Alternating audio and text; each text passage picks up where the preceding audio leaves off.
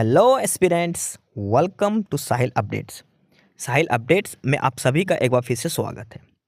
Aspirants, साहिल updates के इस platform पर आपको लेटेस्ट जॉब अपडेट्स मिलेंगी और जो जो अब वैकेंसीज चल रही हैं उनके बारे में आपको सारी जानकारी दी जाएगी। जो भी एग्ज़ाम्स हैं, चाहे एसएससी का एग्ज़ाम हो, एसएससी की वैकेंसीज, यूपीएससी की वैकेंसीज या फिर स्टेट गवर्नमेंट के द्वारा कोई भी नई वैकेंसीज जारी की गई हो, चाहे वो एचएसएससी हो, यूपी ट्रिपल एस भी हो या कोई भी अदर स्टेट का जो भी एग्ज़ाम है, जो भी वैकेंसीज हैं, उनके बारे में आपको सारी जानकारी डिटेल से प्रोवाइड करवाई जाएंगी। साथ के साथ आपको एग्ज़ाम पैटर्न भी बताया जाएगा, किस पोस्ट के लिए क्या एग्ज़ाम पैटर्न रहेगा और स्पेसिफिक एग्ज़ाम के लिए क्या सिलेबस रहने वाला है। सारी जानकारी आपको यहाँ से एकदम टाइम टू टाइम प्रोवाइड करवाई जाएंगी। साहिल अपडेट्स के इस प्लेटफॉर्म पर जो कैंडिडेट्स नए हैं वो भी एक बार सब्सक्राइब जरूर कर लें ताकि आपको टाइम टू टाइम सारी अपडेट्स मिलती रहे, कोई भी इम्पोर्टेंट अपडेट आपसे मिस ना हो। तो चलिए आज स्टार्ट करते हैं आज के इस वीडियो को, देखते हैं कि आज आपके लिए क्या कुछ न्यू है इस वीडियो के लिए। एस्पिरेंट्स, हरियाणा ग्रुप डी के जो कर्मचारी है जो कॉमन कैडर के अंदर हैं, यानी कि 2019 के बाद जिनकी ज्वाइन हुई है, जो कॉमन कैडर के हैं, उनके प्रमोशन की बात फिलहाल चल रही थी और कोर्ट ने कुछ डिसीजन में दिया था भाई डिपार्टमेंट प्रमोशन कर सकता है। उसके बाद अब सरकार एक नया चेंज करने जा रही है और अब है कि हरियाणा सरकार ग्रुप डी कर्मचारियों को क्लर्क पद पर पदोन्नति यानी कि प्रमोशन देने के लिए एक नया कानून बनाने जा रही है। ग्रुप डी के कर्मचारी जितने भी हैं उनको प्रमोशन का होगा क्लर्क के लिए और उसके लिए एक नया कानून हरियाणा सरकार बनाने जा रही है। आज की न्यूज़ हेडलाइन है, डिटेल में हम पढ़ते हैं कि हरियाणा सरकार ग्रुप डी कर्मचारियों को क्लर्क पद पर पदोन्नत करने के लिए नया कानून बना रही है। मुख्यमंत्री नायब सिंह सैनी की अध्यक्षता में बुधवार को गुरुग्राम में होने वाली मंत्रिमंडल की बैठक में इस कानून को मंजूरी मिल सकती है। बुधवार को कैबिनेट मीटिंग है, लेकिन ये होगी कहाँ पर? गुड़गांव के अंदर है। मंत्रिमंडल की मीटिंग होगी गुड़गांव के अंदर।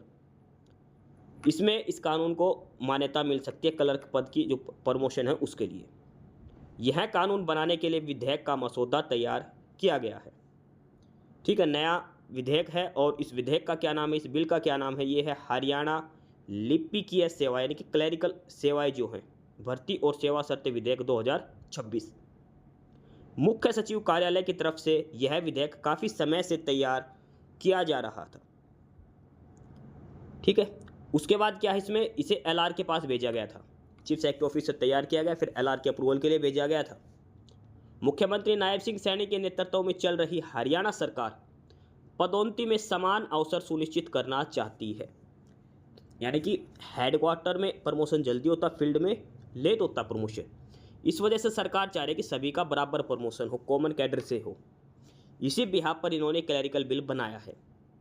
हालांकि पदोन्नति के समान अवसर सुनिश्चित करने और विभिन्न विभागों में सेवा शर्तों के अधिक लचीलापन लाने के उद्देश्य से हरियाणा ग्रुप सी भर्ती और सेवा शर्त विधेयक 2020 को पहले 23 दिसंबर 2020 को मंत्रिमंडल द्वारा अनुमोदित किया गया था, मगर उसे अब तक विधानसभा के समक्ष प्रस्तुत नहीं किया जा सका है।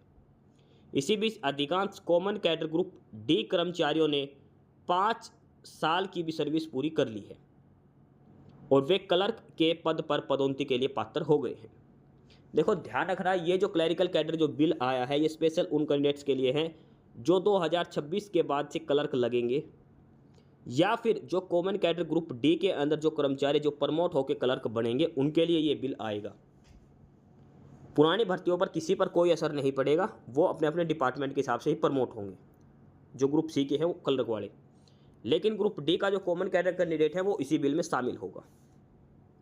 अब ये नया विधेयक है, इसमें क्या होगा तो मुख्य सचिव कार्यालय की तरफ से मसौदा तैयार करते समय कहा गया है कि क्लर्क के पद के लिए योग्यताओं में एक रूपता सुनिश्चित करने, पात्रता मानदंड निर्धारित करने, वरिष्ठता सूची तैयार करने, परिवीक्षा अवधि के लिए एक समान प्रावधान लागू करने, दंड दिए जाने के मामलों में अपील के लिए एक तंत्र स्थापित करने आदि उद्देश्यों के लिए लिपिकीय सेवाएं विधेयक 2026 अधिनियमित करने का प्रस्ताव है।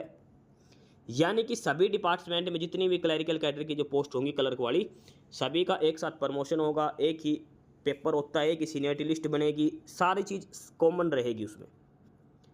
यह मसौदा विधेयक क्लर्क के पद पर नियुक्ति से संबंधित मामलों को विनियमित करने का भी प्रयास करता है, जिसमें सीधी भर्ती और पदोन्नति के माध्यम से नियुक्ति की मौजूदा मानक दर में बदलाव किया गया है।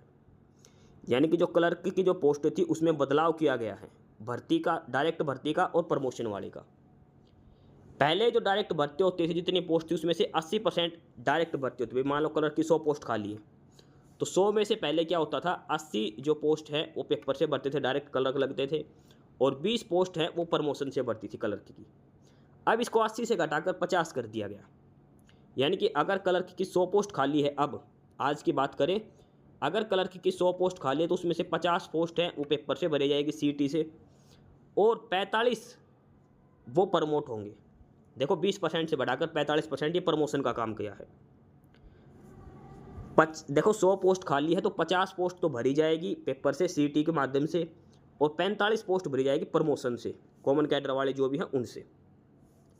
ठीक है, ये सारा इसमें बदलाव किया गया है। मुख्य बदलाव जो किया गया क्लर्क की पोस्ट में, ये है मोस्ट इंपॉर्टेंट। 80% से घटाकर 50% किया गया है डायरेक्ट भर्ती, जो सीधी भर्ती है उसमें, और प्रमोशन होगा 20% से बढ़कर 45% सीटें प्रमोशन की कर दी गई है क्लर्क के लिए।